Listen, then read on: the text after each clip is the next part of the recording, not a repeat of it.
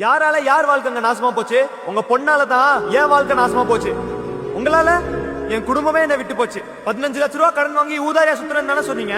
உங்க பொண்ணு ஊதாரியா செலவு பண்ணதால தான் 15 லட்ச ரூபா கடன்காரனா நிக்கிறேன். உங்க பொண்ணு ரோட்டு கடையில 20 ரூபாய்க்கு காஃபி குடிக்க மாட்டா. 280 ரூபாய்க்கு ஸ்டார் பாக்ஸ்ல கேப்புச்சினோ தான் குடிப்பா. மணியோட வேல்யூ உங்க பொண்ணுக்கும் தெரியாது, மனுஷங்களோட வேல்யூ உங்களுக்கும் தெரியாது. மரியாதை எங்கிட்ட போயிருங்க, இல்ல என்ன பண்ணுவோன்னு எனக்கே தெரியாது. என்னப்பா பெரிய மரியாதை பேசுற? ஓ, மானவ மரியாதை எங்களுக்கு மட்டும்தானா? ஏன் எங்களுக்கு கிடையாதா? செத்துட்டு போறா சார் எங்க அப்ப. நாளைக்கு அவர் முன்னாடி என்ன மூஞ்சி வச்சுட்டு நிப்ப? நீங்க பாட்டு எகிரிக்கிட்டு வரீங்க. அவ முட்டாள்தனமா இந்த சேலஞ்ச் அக்செப்ட் பண்ணும்போது எனக்கு தெரியும் கண்டிப்பா ஒரு நாள் பிரச்சனையில மாட்டுவான்னு. அதான் என் அப்பா என் கடனை அடக்கி கொடுத்த சொத்து பத்திரத்தையும் நகையும் பத்திரமா வச்சிருக்கேன். அதை வச்சு உங்க பொண்ணோட கடனை அடைப்பேனே தவிர உங்க சொத்தை வித்து என் கடனை அடைக்க சொல்ல மாட்டேன். ஒரு பொண்ணை எப்படி சேஃபா பாத்துக்கணும் என் வீட்டை சொல்லி வளர்த்துருக்காங்களே தவிர ஒரு பொண்ணை வச்சு எப்படி சேஃப்டி ஆயிக்கணும் என் வீட்டை சொல்லி கொடுத்து வளர்க்கல. இனிமேல் உங்க பொண்ணை தேடி ஒரு கடன்காரனும் வரமாட்டேன்.